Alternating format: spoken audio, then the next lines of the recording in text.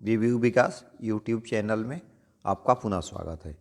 दोस्तों, जैसा कि आप स्क्रीन पर देख पा रहे हैं, WSD 1.1 in Hindi and American national standard structural welding code for steel. दोस्तों, आपको सेशन शुरू करने से पहले आपको ये बता दें कि AWSD 1.1 फैब्रिकेशन चैप्टर का 6वां और आखिरी सेशन है।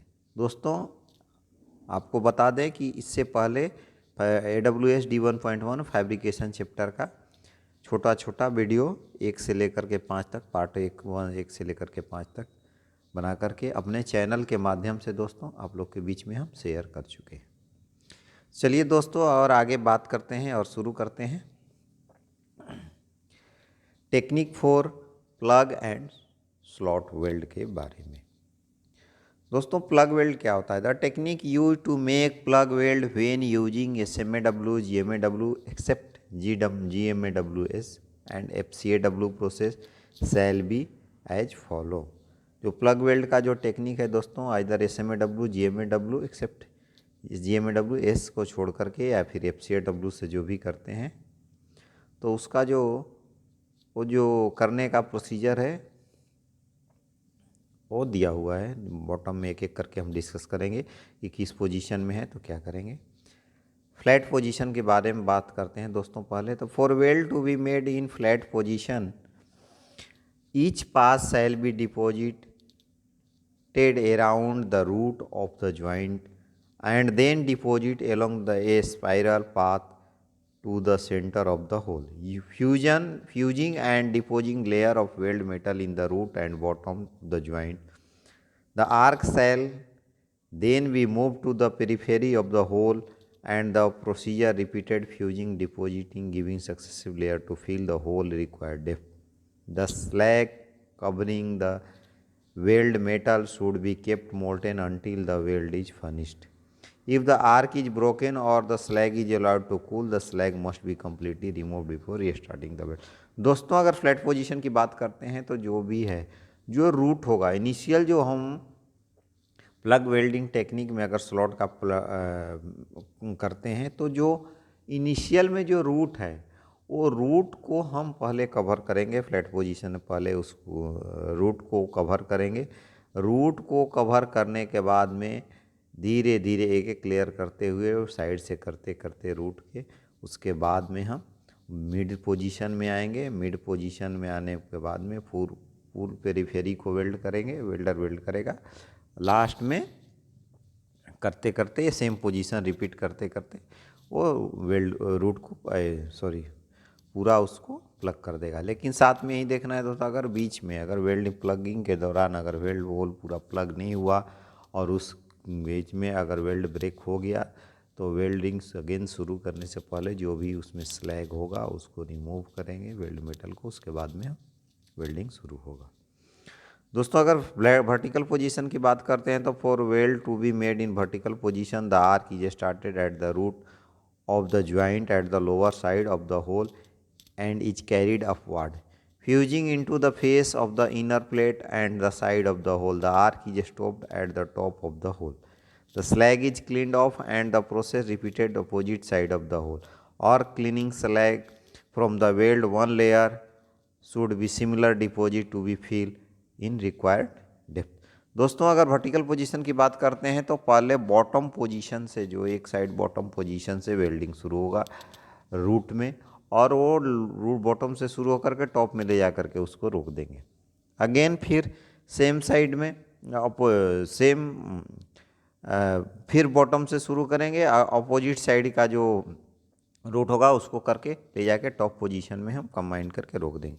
सिमिलरली इस तरह से, और उसके बाद में स्लैग क्लीन करके सेम चीज़ को रूट वेल्ड होने के बाद में सेम प्रोसेस को हम ऊपर से भी अप्लाई करेंगे, और अप्लाई करने के बाद में पूरा डेप्थ को वेल्ड कर दिया जाएगा। चलिए दोस्तों, आगे बढ़ते हैं और बात करते हैं ओवरहेड पोजीशन की। अगर तो for weld to be made in overhead position the procedure is the same for the flat position. जैसा कि फ्लैट पोजीशन में रूट को शुरू किए और थ्रू आउट किए हैं, एक बार में पूरा रूट को कवर किए हैं, वैसे ही इसमें ओवरहेड पोजीशन में करना है। But except that the slag should be allowed to cool and the completely remove after deposit to excessive bead until the hole is filled to be required depth. Same pose except जो भी slag to be allow cools, जो slag होता है उसको होगा उसको cool होने देंगे। कूल होने के बाद में कम्प्लीटली उसको रिमूव करके पुनः दोस्तों उसको पूरा फिलअप करके बेड तक बीड अप्लाई कर करके पूरा होल को फिल कर देंगे।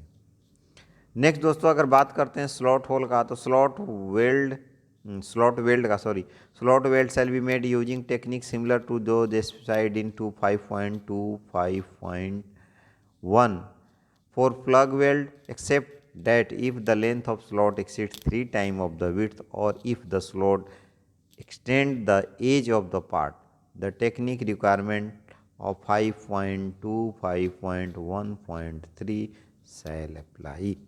दोस्तों जो प्लग वेल्ड का बात कर लिए, स्लॉट का अगर बात करते हैं तो स्लॉट वेल्ड में क्या होगा कि उसका जो एक्सेप्ट अगर लेंथ विड्थ से लेंथ 3 गुना है, उस केस में हम जो ओवरहेड पोजीशन का कंडीशन है उसको अप्लाई करेंगे। अदरवाइज जो टेक्निक होगा जैसे हमने प्लग वेल्ड किया उसी पोजीशन से हम उसी प्रोसेस से ही हम स्लॉट वेल्ड भी करेंगे।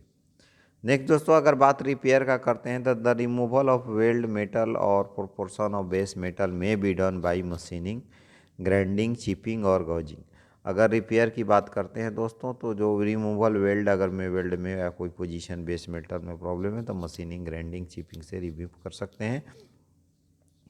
It shall be done in such a manner that adjust weld metal और base metal in not be nicked और गॉज्ड। ठीक है, ऐसे करेंगे ताकि जो एक्सटेंड उसके बगल में वेल्ड मेटल है उसको कोई इफेक्ट नहीं हो। Oxygen gazing shawl not be use in quench and tempered. अगर टेम्पर्ड और कैंच स्टील की बात करते हैं दोस्तों तो उस केस में ऑक्सीजन गैजिंग अलाउ नहीं होता है। Unacceptable portion of the weld shall be removed without substantial removal of base metal. जो भी वेल्ड मेटल अगर अनएक्सेप्टेबल है, एक्स्ट्रा है, वो विदाउट जो बेस मेटल को विदाउट इफेक्ट किए हुए उसको सरफेस से रिमूव कर लेंगे। The surface shall be clean thoroughly before welding. Weld metal shall be deposit to compensate for any deficiency in size. दोस्तों जो भी हम सरफेस जो भी हम वेल्डिंग करेंगे, रिपेयरिंग करने या फिर फ्रेश वेल्डिंग या रिपेयर वेल्डिंग दोनों के केस में जो भी वेल्ड सरफेस होगा वो थ्रू आउट क्लीन होगा। कोई भी उस पर डिपॉजिट या कंपनसेट डिफिशियंसी इन साइज मतलब किसी तरह का या फिर ग्रीज, ऑयल ग्रीज जो भी तमाम तरह का विजुअली जैसे हमने ऑलरेडी डिस्कस किया उससे सरफेस वो फ्री होना चाहिए। नेक्स्ट दोस्तों अगर बात करते हैं कॉन्ट्रैक्टर ऑप्शन के बारे में तो contractor side has option to either repairing an unacceptable weld और removing and replacing the entire weld except as modified in 5.26.3। The repaired or replaced weld shall be retested by the method originally used and the same technique and quality acceptance criteria shall be applied. If the contractor elect to repair the weld, it shall be corrected as follow। दोस्तों contractor के पास जो दो option होगा, किसी भी weld में अगर repair आ गया तो आइदर उस वेल्ड को टोटली कम्प्लीटली रिमूव कर देना है और फ्रेश वेल्ड करना है, या फिर जितना प्रॉब्लम आया है, जितना प्रॉब्लम जिस एरिया में आए लोकलाइज्ड एरिया में है उतना को रिमूव करके दोबारा रीवेल्ड करना है। लेकिन जो वेल्डिंग का टेस्टिंग टेक्निक है, जो ओरिजिनल जो टेक्निक है, जो ओरिजिनल वेल्ड पे जो प्रोसेस टेक्निक टेस्टिंग का जो अप्लाई किया हुआ है सेम टेक्निक मॉडिफाई वाले में भी अप्लाई होगा। अगर हम बात करते हैं रिपेयरिंग का दोस्तों, एक्सेप्ट मॉडिफाइड बाय कॉन्ट्रैक्टर अगर entire weld, except modify by contractor अगर मॉडिफाई कॉन्ट्रैक्टर करता है तो उस केस में भी हमें पूरा ध्यान रखना है ओरिजिनल वेल्डिंग का जो क्वालिटी है उसी टाइप का क्वालिटी होना चाहिए। नेक्स्ट दोस्तों अगर बात करते हैं ओवरलैप, एक्सेसिव कन्वेक्सिटी और एक्सेसिव रेनफोर्समेंट के बारे में, तो excessive weld metal shall be removed. जो भी एक्सेसिव वेल्ड मेटल है उसको रिमूव करना है। एक्सेसिव कॉन्केविटी और weld character, under size weld, under cutting the surface shall be prepared C 5.30 and additional weld metal dispute. आगे हम 5.30 में हम चर्चा करेंगे दोस्तों कि एडिशनल जो भी मेटल डिस्प्यूट है उसको कैसे रिमूव करेंगे। Incomplete fusion, excessive weld porosity or slag unacceptable portion shall be removed. See 5.26 and rewelded. दोस्तों की जैसा रिपेयर में 5.26 में हमने डिस्कस किया, ऑलरेडी मेंशन किया हुआ है WSD 1.1 में कि जो भी रिपेयर है उसको कैसे रिमूव करना है, कम्प्लीटली रिमूव करके उसको रिपेयर करना है। तो incomplete fusion, excessive weld porosity और स्लैग एक्सट्रूजन ये कम्प्लीटली अनएक्सेप्टेबल है दोस्तों, इसको कम्प्लीटली रिमूव करके रीवेल्ड करना है। अगर बात करते हैं दोस्तों क्रैक इन वेल्ड मेटल और बेस मेटल का, बाद में the extend of the crack shall be ascertained by use of say acid etching MPPT or equal positive means the crack and sound metal in 50 mm beyond the each end of the crack shall be removed and rebuilt। अगर बात करते हैं किसी weld metal या base metal या weld metal में अगर crack आ गया है दोस्तों, तो जो क्रैक पोजीशन है, क्रैक आइडेंटिफिकेशन के बाद में दोनों क्रैक के दो एंड से 50-50 mm 50-50 mm दोनों साइड का वेल्ड मेटल या बेस मेटल को रिमूव कम्प्लीटली रिमूव करके दोस्तों उसके बाद में उसका रिपेयर होता है, रीवेल्ड होगा। अगर localized heat repair temperature limitation की बात करते हैं दोस्तों, तो member distorted by welding shall be extend by mechanical mean और application of limited amount of localized heat. The temperature of heat area measured approved method shall not exceed 600 degree C for quenched and temper steel nor 650 degree for other steel। The part to be heated or for standing shall be free from stress and external force except those stress resulting from the mechanical staining method using the conjunction with the application of heat। तो दोस्तों जो भी अगर distortion हुआ या localised अगर हमें heat से रिपेयर करना है बेंडिंग वगैरह का, तो अगर क्वेंच टेम्पर स्टील का बारे में बात करते हैं तो वहाँ लोकलाइज टेम्परेचर 600 डिग्री से ज़्यादा नहीं होना चाहिए, और अगर अदर स्टील के बारे में बात करते हैं दोस्तों तो 650 डिग्री से ज़्यादा नहीं होना चाहिए। ठीक है दोस्तों, अगर बात करते हैं इंजीनियर अप्रूवल की, तो prior to approval of engineer shall be opted for repair of base metal other than those required in 5.15 repair of major और delayed crack repair to ESW and EGW with internal defect और revise design compared for deficiency the engineer shall be be notified before weld member are cut a part.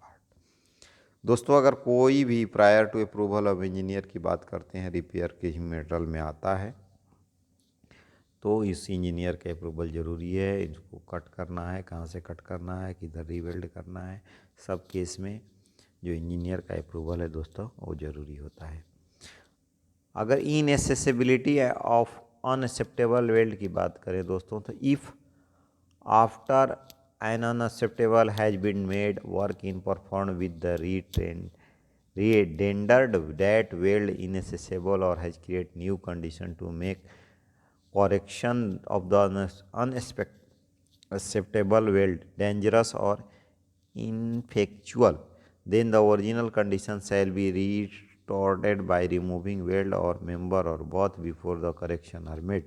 If this is not done, the deficiency shall be compensated for by addition work performed conforming to an approved revised design। अगर बात करते हैं दोस्तों particular weld का, अगर कोई weld का जो कंडीशन है वो प्रॉपर नहीं है और वो अनएक्सेप्टेबल है, तो उस केस में दोस्तों क्या है, उस वेल्ड अनवेल्ड जो भी अनएक्सेप्टेबल वेल्ड को है उसको कम्प्लीटली रिमूव करके क्रिएट न्यू कंडीशन में उसको वेल्ड करना है। अगर नहीं करना है तो जो भी डिजाइन डिफिशियंसी होगा उस पुअर वेल्ड से, उसके लिए उसको एडिशनल कहीं से सपोर्ट या एडिशनल वर्क परफॉर्म करके अप्रूव्ड डिजाइन से अप्रूवल लेकर के जो भी वेल्डिंग का स्ट्रेंथ है उसको कंपनसेट करके अदर जगह use mean other additional member या फिर अदर एडिशनल वेल्ड देना है अदर दूसरे जगह पे तो उसको कर सकते हैं, बट डिजाइन का अप्रूवल चाहिए दोस्तों। नहीं तो वेल्ड को कम्प्लीटली रिमूव करके उसको रिपेयर करना है। Welded restoration of the base metal with mislocated hole except where restoration welding is necessary for structure or other reason, punched or drill mislocated hole may be left open or filled with hole bolt। When base metal with mislocated hole is restored by welding, the following requirement apply। अगर दोस्तों देखते हैं कि कहीं भी मिसलोकेटेड whole हो गया, अगर कहीं गलती से होल हो गया, तो उस होल को वेल्डिंग से उसमें फील्ड ओपन में भी ड्रिल्ड होल में भी लेफ्ट ओपन और फील्ड विथ बोल्ट, खुला भी रख सकता है या फिर बोल्ट के साथ भी उसमें बोल्टिंग करके छोड़ सकता है। लेकिन अगर बेस मेटल मिसलोकेटेड होल है, अगर इसको वेल्डिंग से हमें कवर करना है, वेल्डिंग से भरना है, तो फॉलोइंग रिक्वायरमेंट जो अप्लाई होता है कि उस जो बेस मेटल है उसको कैसे हम रिपेयर करेंगे, क्या रिक्वायरमेंट है उस मिसलोकेटेड ड्रिल होल को अप्लाई भरने का। तो base metal not subjected to cyclic tensile stress may be restored by welding provided the contractor prepare and follow the repair WPS।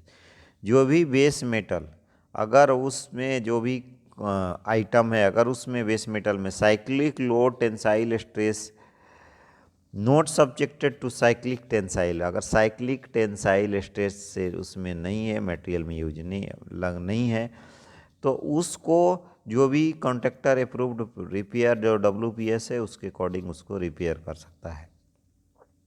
अगर साइक्लिक लोड है दोस्तों तो आगे देखें, अगर साइक्लिक टेंसाइल लोड नहीं है तो उसको रिपेयर कर सकता है अप्रूव्ड WPS से। The repairs weld soundness shall be verified bye appropriate entity when such tests are specified in the contract document for groove weld subjected to compression और tension stress. दोस्तों उसको कर सकता है, और जो भी वेल्ड साउंडनेस का भी जो भी है, वेल्डिंग के बाद जो वेल्ड साउंडनेस को जो भी एप्रोप्रिएट NDT मेथड है उससे चेक किया जा सकता है। आगे बढ़ते हैं दोस्तों, अगर कंप्रेशन और टेंशन स्ट्रेस के को कंसिडरेशन करके। नेक्स्ट दोस्तों, base metal subjected to cyclic tensile stress में be restored by welding provided. अगर साइक्लिक टेंसाइल लोड है तब क्या करेंगे दोस्तों, तो the engineer approve repair by welding and repair the WPS। उस केस में अगर साइक्लिक टेंसाइल लोड है, स्ट्रेस है, तो उस केस में इंजीनियर अप्रूव WPS का यूज करेंगे दोस्तों, welding and the repair WPS दोनों। इंजीनियर अप्रूव करेगा कि उसे उस जो पार्टिकुलर जो भी पोजीशन है उसको वेल्डिंग से रिपेयर करना है कि नहीं करना है, और उसके अप्रूवल के बाद अप्रूव WPS का यूज करेंगे। The repair WPS is followed in the work and soundness of A restored base metal is verified bye NDT method specified in the contract document for examination of tension groove weld और as approved by engineer. जो उसके बाद में repair के बाद में दोस्तों जो भी अप्रोप्रिएट NDT मेथड है उस मेथड से उसका टेस्ट वेल्ड होगा, उसके टेस्टिंग होगा और अप्रूव होगा। नेक्स्ट अगर बात करते हैं दोस्तों, in addition to requirement of 1 और 2, 1 और 2 जो साइक्लिक और non cyclic subjected to cyclic tensile load और साइक्लिक टेंसाइल लोड नहीं हो, दोनों केस में हमने अप्रूवल का जो रिपेयरिंग का तो देख लिया दोस्तों, मेसिलैंड होल का। अगर जो 1 और 2 के अलावा जो कुछ एडिशनल रिक्वायरमेंट है तब क्या होगा, when whole is quenched and tempered base metal या रिस्टोर्टेड बाय वेल्डिंग। अगर quenched and tempered base metal है तो उसको भी वेल्डिंग से रिपेयर करेंगे। कैसे करेंगे दोस्तों, appropriate filler metal heat input and PWHT when PWHT का shall be use. Appropriate filler metal heat input और PWHT का यूज करेंगे, जो भी रिक्वायर्ड हो उसमें। अगर PWHT रिक्वायर्ड है तो PWHT करेंगे दोस्तों उसमें। Sample weld shall be made using repair WPS। Sample weld जो रिपेयर WPS के मेड होगा। RT of the sample weld shall verified at weld soundness confirm the requirement of 6.12.2. उसके बाद में जो वेल्ड रिपेयर करेंगे उसका हम RT करेंगे, और RT जो है वो कन्फर्म 6.12.1 का जो RT का एक्सेप्टेंस क्राइटेरिया दोस्तों है जो 6 चैप्टर में WAD 1.1 के दिया हुआ है उसको फर्दर हम आगे डिस्कस करेंगे कि आरटी के लिए पार्टिकुलर एक्सेप्टेंस क्राइटेरिया क्या है, यूटी, आरटी, एमपीटी के लिए एक्सेप्टेंस क्राइटेरिया क्या है, मेथड है, उसको कैसे करेंगे, उसको फर्दर हम अगले चैप्टर में डिस्कस करेंगे। On reduced section tension weld metal two-side bend test, weld metal Cathesibian test, HAGID removed from sample weld shall be used to demonstrate that the mechanical property of repair are conform to the side requirement of base metal. See clause 5 part D और CBN testing requirement। और उसके बाद में उसका reduced section test CBN height affected zone को remove करके 4P impact test जो भी उसका वैल्यू है उसको कंसिडर करेंगे और उसका रेड्यूस मेटल का टेंशन टेस्ट करेंगे, ताकि हम देखेंगे जो भी मेथड प्रोसीजर अपनाए हैं वो एक रिक्वायर्ड जो मटेरियल है बेस मेटल का उसको फॉलो, इसके स्ट्रेंथ को फॉलो कर रहा है कि नहीं कर रहा है। नेक्स्ट दोस्तों अगर बात करते हैं पिनिंग का, तो पिनिंग में भी use intermediate weld layer for controlling sinkage stress in the thick weld, prevent cracking और डिस्टोर्शन और बोथ।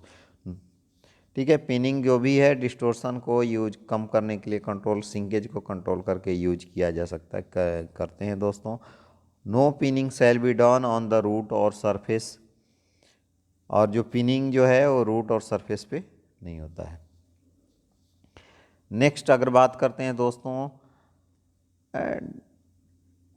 टूल्स का, तो the use of manual slag hammer, chisel and light weight vibration tool for the removal of slag spatter is allowed and not be considered pinning। जो भी ये tool जो use करेंगे तो slag, hammer, chisel, light weight vibrator tool जो भी use करेंगे वो कंसीडर पिनिंग में कंसीडर नहीं होता।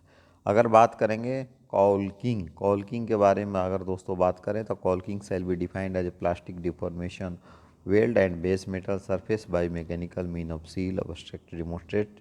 Caulking shall be provided the base metal with the minimum specified yield strength greater than 50 ksi for base metal with minimum specified yield strength 50 ksi या 345 MPa or less. Caulking may be used to be provided and all inspection has been completed and accepted. Caulking is necessary to prevent coating failure. The art technique and limitation of caulking are approved by the engineer। दोस्तों अगर caulking की बात करें तो वो क्या होता है, plastic deformation of weld metal का सरफेस के वेल्ड मेटल के बारे में डिस्क्राइब किया गया है। ठीक है, नेक्स्ट दोस्तों अगर बात करें हम आर्क स्ट्राइक का, तो arc strike outside the area of permanent weld shall be avoid on the base metal crack और blemishes code by arc strike shall be ground to be smooth contour and check to ensure soundness. दोस्तों जो arc strike होता है वो weld metal पे या welding के according अगल बगल में वो अवॉइड किया जाता है। अगर कुछ कहीं आर्क स्ट्राइक है तो प्रॉपर उसको सरफेस को ग्राइंडिंग करके चेक किया जाएगा कहीं सरफेस डिफेक्ट तो नहीं आया, क्रैक वगैरह तो नहीं आ गया आर्क स्ट्राइक से। नेक्स्ट दोस्तों बात करेंगे हम वेल्ड क्लीनिंग के बारे में। तो वेल्ड क्लीनिंग के बारे में अगर इन प्रोसेस क्लीनिंग के बारे में बात करें दोस्तों, तो before welding over previously deposit metal all slag should be removed and the weld adjacent metal shall be cleaned by brushing और other suitable mean. This requirement shall be apply of the weld और base metal and wedge except as provided in 2.206.3 care should be taken to prevent overlapping or cracking of the weld or base metal, not only to successive layer but also successive bead and the crater area when welding is resumed after any interruption. It shall not however restrict the welding or plug or slot weld in conformance with 5.25। दोस्तों जो भी cleaning का process है वो each layer के बाद में welding का, अगर वेल्डिंग एक लेयर मारता है वेल्डर, ईच लेयर के बाद में सभी लेयर को मारने के बाद में वेल्डिंग का जो प्रॉपर सरफेस क्लीनिंग ज़रूरी है। ये क्लीन करने के बाद ही वेल्डर उसको दूसरा लेयर मारेगा। Cleaning of complete weld slag to be removed from complete weld and weld adjust base metal shall be cleaned by brushing other suitable mean. Tightly adherent spatter remain after cleaning of the operation is acceptable unless it is removed the required for a purpose of NDT. Weld joint shall not be painted until after welding has been completed and weld accepted. अगर welding पूरा complete हो गया दोस्तों तो जो root cleaning का method है same method से पार इंटरपास जो भी हम रूट सॉरी एक एक लेयर का क्लीनिंग का कर रहे हैं उसी मेथड से हम भी ऊपर बाहर का भी केयर करते हैं। सम केस में क्या होता है दोस्तों कि कोई टाइटली जो भी स्पेटर है वो जो है साइड हो जाता है, टाइटली सरफेस से चिपक जाता है, तो सम केस में उसको रिमूव कर सकते हैं जहाँ एनडीटी रिक्वायरमेंट है। अगर जहाँ नहीं रिक्वायरमेंट है तो वहाँ उसको छोड़ भी सकते हैं। वेल्ड अगर टैब की बात करें दोस्तों तो वेल्ड टैब ऑलरेडी हम लोग सी 5.2.2 में ऑलरेडी इसी चैप्टर में हम लोग डिस्कस कर चुके हैं दोस्तों।